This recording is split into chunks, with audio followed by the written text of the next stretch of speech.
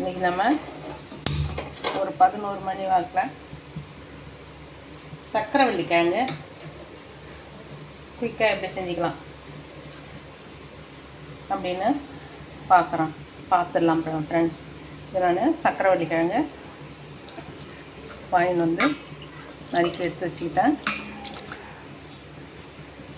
அடுப்பு காய வச்சாச்சு. டைம் வந்து ஒரு 11 மணிக்கு நான் அடுப்புக்கிட்ட வந்துட்டேன். மதிய சாப்பாட்டுக்கு சக்கரவள்ளி கிழங்கு தொட்டுக்கையாக சாப்பிட்ற மாதிரி ரெடி பண்ணுறேன். எண்ணெய் ஊற்றிக்கலாம்.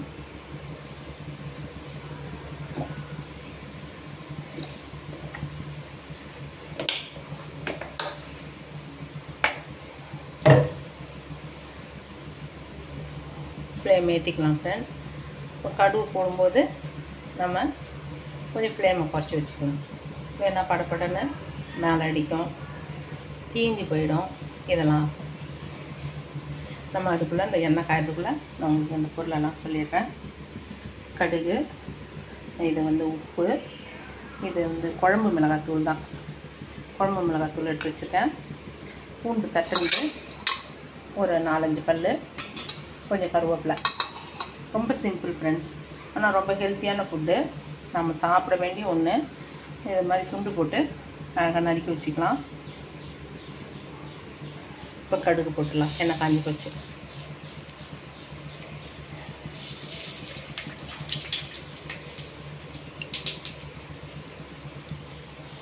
தீ அதிகமாக இருந்ததுன்னா நீங்கள் தீயை குறைக்கிறது ஏற்றுறது இதை அழகாக பார்த்துக்குங்க. இப்போ திட்டமாக இருக்குது, அதனால் நான்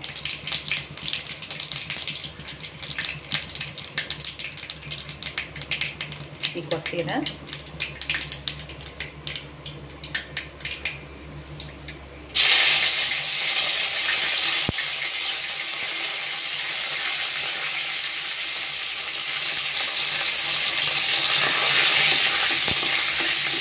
ஃப்ரெண்ட்ஸ், எப்பயும் போல் இந்த மிளகாத்தூள் நம்மளுடைய சாய்ஸ் தான், எவ்வளோ போடலாம் அப்படிங்கிறது.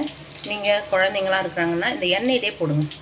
எல்லாருக்குமே எண்ணெயில் போட்டு செஞ்சால் கொஞ்சம் குக்கிங் டைமு நமக்கு கம்மியாக தான் ஆகும். மிளகாத்தூள் உங்களுக்கு எவ்வளோ தேவையோ, காரம் எவ்வளோ தேவையோ அதுக்கு தகுந்த மாதிரி போட்டுக்கணும். தேவை வந்து நம்மளுடைய சமையல் நம்ம உடம்புக்கு எப்படியோ அதுதான் நாமளே முடிவு பண்ணிக்கணும். சொல்கிற அளவெல்லாம் நம்ம போட்டு பார்க்கணும் அவசியம் இல்லை. இப்போது இதை வந்து வள்ளிக்கிழங்க தண்ணியிலேருந்து எடுத்து இதில் போட்டுடலாம். இப்போ நம்ம தீ ஏற்றிக்கலாம்.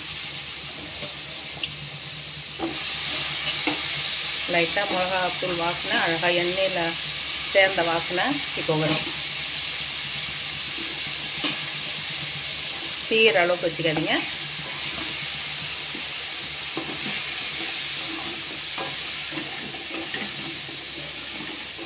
அவ்வளோதான். இது ஒரு பெரட்டி அதுக்கப்புறம் இது மூழ்கிற அளவுக்கு தண்ணி வச்சுக்கணும். ரொம்ப சிம்பிள், மூழ்கிற அளவுக்கு தான் தண்ணி. ஏன்னா இந்த இது வந்து சீக்கிரம் வெந்து போயிடும். மூழ்கிற அளவுக்கு வச்சுக்கோங்க தண்ணியை.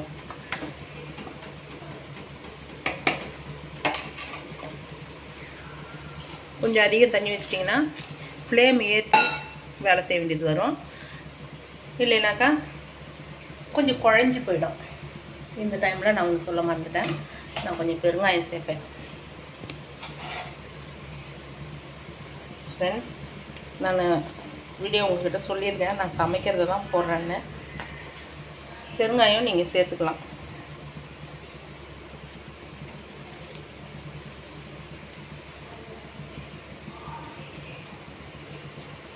ஏன்னா இது வந்து கொஞ்சம் வாய்வு அப்படின்னு ரொம்ப நல்லதுன்னு சொல்லுவாங்க. இதில் என்னென்ன மாதிரியான குறை இருக்குது அப்படின்னும் நம்ம பெரியவங்க சொல்லுவாங்க. இது கொஞ்சம் வாய்வு அப்படின்னு சொல்லுவாங்க. இது வந்து நம்ம அது தெரிஞ்சு, ஆனால் ரொம்ப நல்லது ஃப்ரெண்ட்ஸ். நம்ம இதை சாப்பிட மறந்துட்டோம் நிறைய. இது பொருட்களில் இதுவும் ஒன்று நம்ம கைவிட்டுட்டோம். இதெல்லாம் சாப்பிடாம கொஞ்சம் உப்புக்கெலாம் ஸ்பூன் அளவுலாம் வேண்டாம் ஃப்ரெண்ட்ஸ். நீங்கள் உங்களுக்கு தேவையான உப்பு நீங்கள் டேஸ்ட்டு பார்த்து போட்டுக்கலாம்.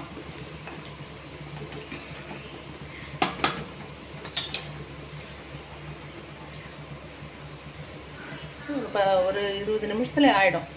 நம்ம அதுக்குள்ளே இது நல்லா நீங்கள் பச்சை தண்ணி ஊற்றினாலும் சரி, சூடான தண்ணி ஊற்றினாலும் சரி, மூழ்கிற அளவு ஊற்றுங்க.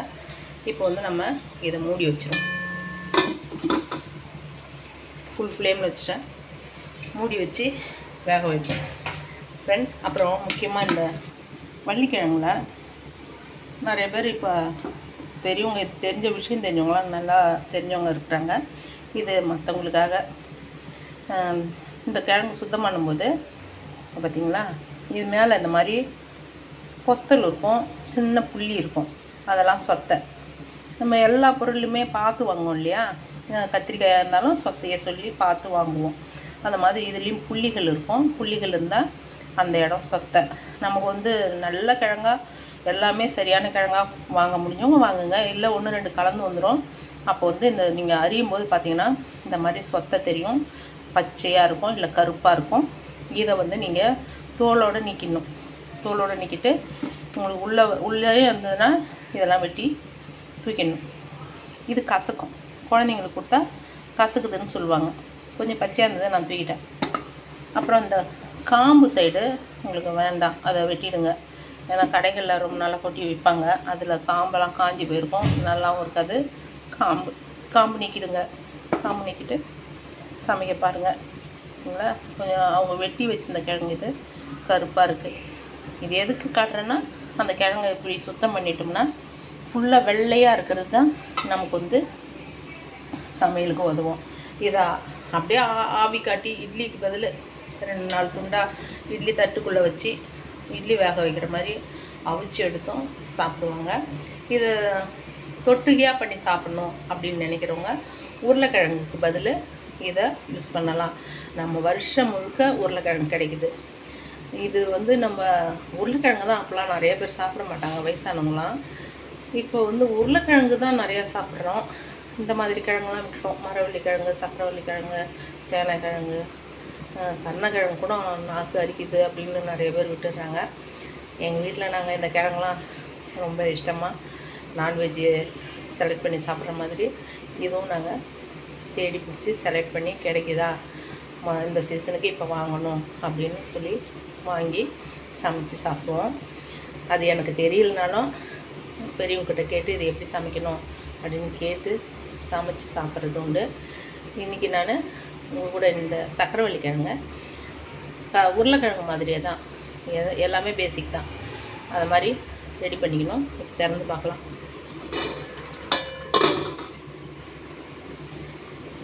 இது சுடுது. நீங்கள் வந்து சூடாக இருக்கும்போது நான் வெறும் கையாலே தூக்குவேன்.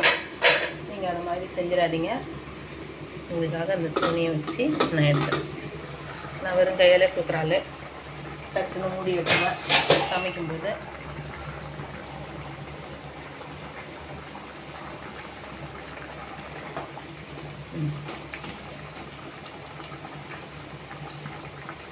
இதுவே கொஞ்சம் தண்ணி அதிகம்னு நினைக்கிறேன். இப்போ நம்ம இப்போ ரொம்ப அதிகமாகிடுச்சுன்னா திறந்து வச்சா கூட வேக விடலாம். தண்ணி கம்மியாக வச்சா நமக்கு சீக்கிரம் கரெக்டாக வெந்திருக்கும். கரெக்டாக டைமுக்கு பொருள் கையில் வந்துடும். டைம் ஓடிக்கிட்டே இருக்குது. 11 மணிக்கு ஆரம்பித்தேன்னு நினைக்கிறேன். இது சக்கரவள்ளி கிழங்குல நிறைய டாக்டர்ஸ் சொல்கிறாங்க. நான் சொல்கிறது வந்து பெரிய விஷயம் இல்லை, டாக்டர்ஸே சொல்கிறாங்க. இப்போதைய டாக்டர்ஸ் எல்லாருமே அதை கண்டுபிடிச்சி சொல்கிறாங்க. சக்கரவள்ளி கிழங்கு கிட்டத்தட்ட கேரட்டுக்கு ஈக்குவலாக, அதாவது கேரட்டை விட அதிகமாகவே இதில் நல்ல சத்து இருக்குது அப்படின்னு சொல்கிறாங்க.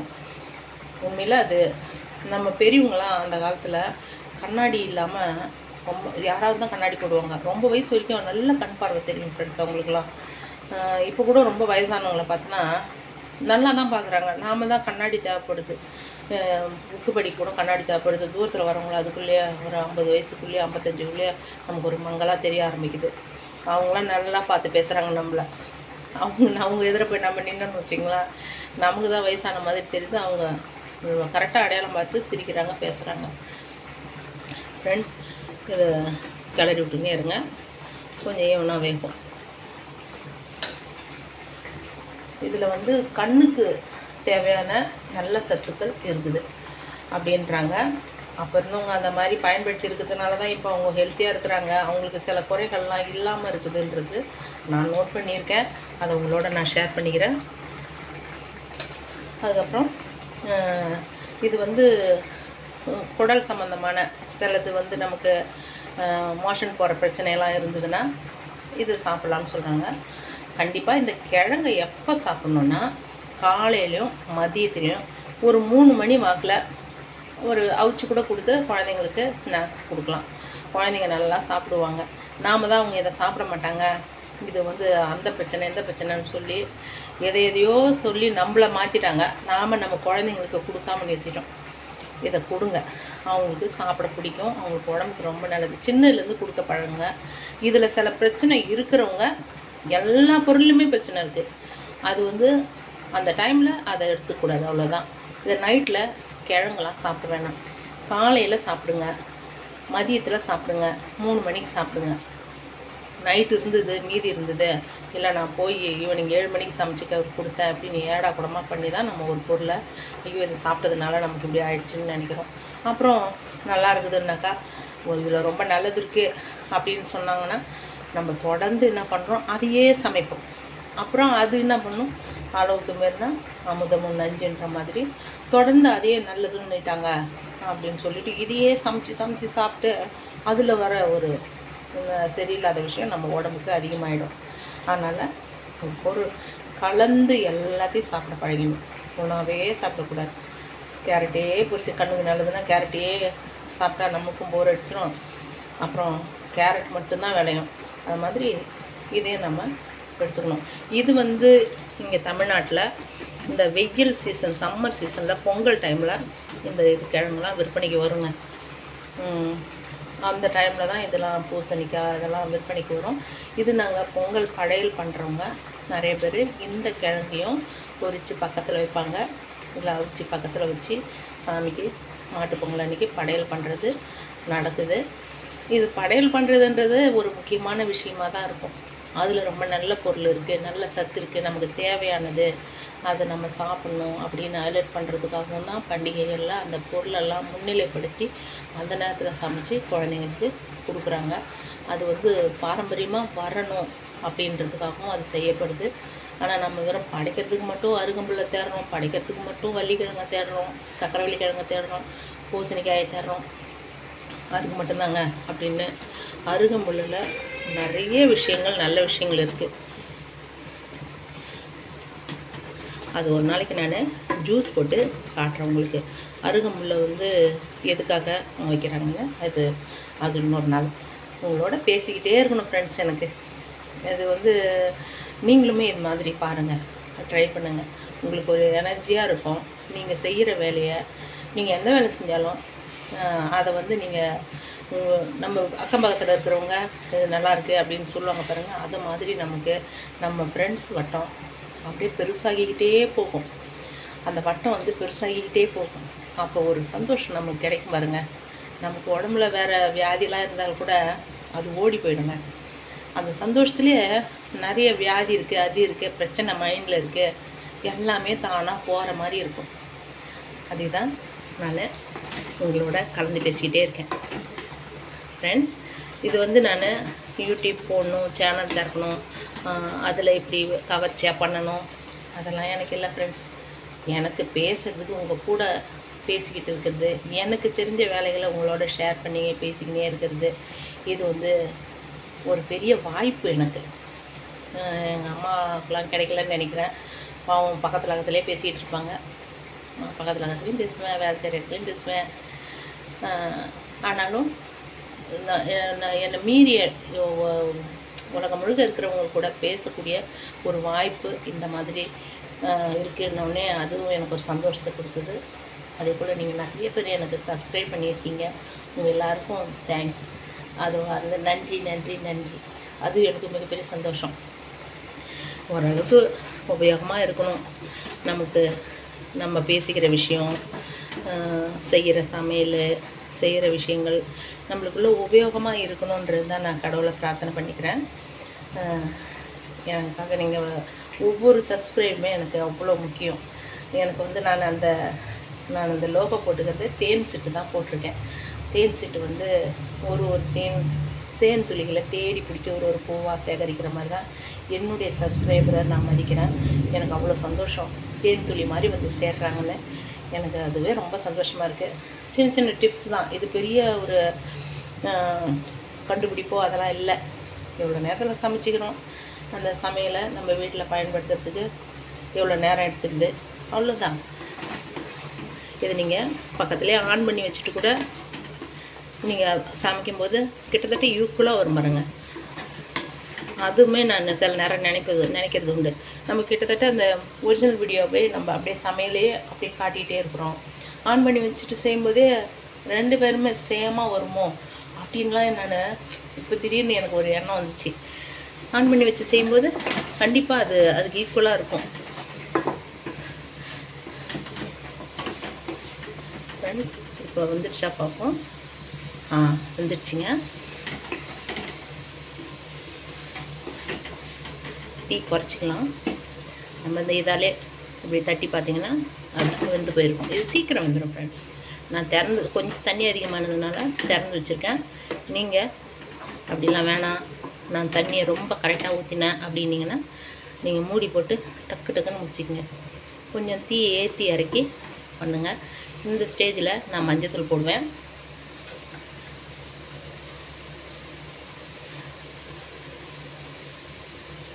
நான்லாம் சமையலில் சமைக்க போகும்போது நீட் எக்ஸாம் என்ன ஃப்ரெண்ட்ஸ், அதை விட பயந்தேன் ஃப்ரெண்ட்ஸ். நான் என்ன குறை சொல்லிடுவாங்களோ, ஐயோ இது கூட தெரியலன்னுவாங்களோன்னு. அதுக்கப்புறம் கொஞ்சம் கொஞ்சமாக செய்ய பழகணுன்னே பரவாயில்லையே நமக்கும் வருதே, நம்மளே இதை செய்யலாம் அப்படின்னு. இது வந்து உங்களுக்கு கொஞ்சம் குழையாக இருக்கலாம். சில பேர் அப்படியே வறுவல் மாதிரி பண்ணி சாப்பிட்றாங்க. இதை நான் மஞ்சத்தூள் எப்பயுமே கடைசியாக தான் சேர்ப்பேன்னு உங்கள்கிட்ட சொல்லியிருக்கேன். எனக்கு அந்த மஞ்சத்தூளுடைய அந்த சக்தி போகக்கூடாது, முதல்ல போட்டு கொதிக்க வைக்கிறதுனால. அது மிளகாத்தூள்லேயே கொஞ்சம் மஞ்சத்தூள் இருக்கும். ஃப்ரெண்ட்ஸ், இப்போ நம்ம அடுப்பு நிறுத்திடலாம்.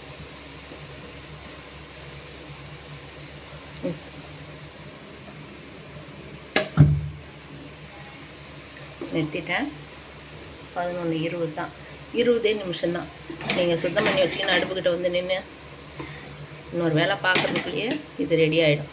ஃப்ரெண்ட்ஸ், இதை கொஞ்சம் ஆறின பிறகு நீங்கள் ஒரு இது இழுத்தீங்கன்னாக்கா அது ஃபுல்லாகவே வெளியில் ஒட்டிக்கிட்டு இருக்கிறது எல்லாம் வரும். ஒரு டேஸ்ட் அதில் இருக்கும். அது இது நம்ம அது ஒன்றும் புதுசாக நம்ம போட்டு பண்ண தேவையில்ல. கொஞ்சம் ஆற வச்சு குக் பண்ணிக்கலாம். ஃப்ரெண்ட்ஸ், இன்றைக்கி நான் வந்து சக்கரவள்ளி கிழங்கு உருளைக்கிழங்கு வறுவல் மாதிரி தான் செஞ்சு சாப்பிட்றோம் எங்கள் வீட்டில். அதை உங்களோட ஷேர் பண்ணிக்கிட்டேன். இன்றைக்கி நான் என்ன செஞ்சுருக்கேன்னா, வீட்டில்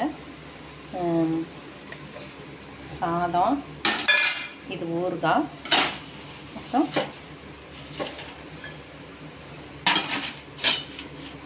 இது சக்கரவள்ளி கிழங்கு. தயிருக்கு சாப்பிட்டிங்கன்னா ரொம்ப டேஸ்ட்டாக இருக்கும் ஃப்ரெண்ட்ஸ். தயிருக்கு சாப்பிட்டிங்கன்னா. இன்றைக்கி என் கூட யாரும் இல்லை, நான் மட்டுமே, நீங்கள் மட்டுமே.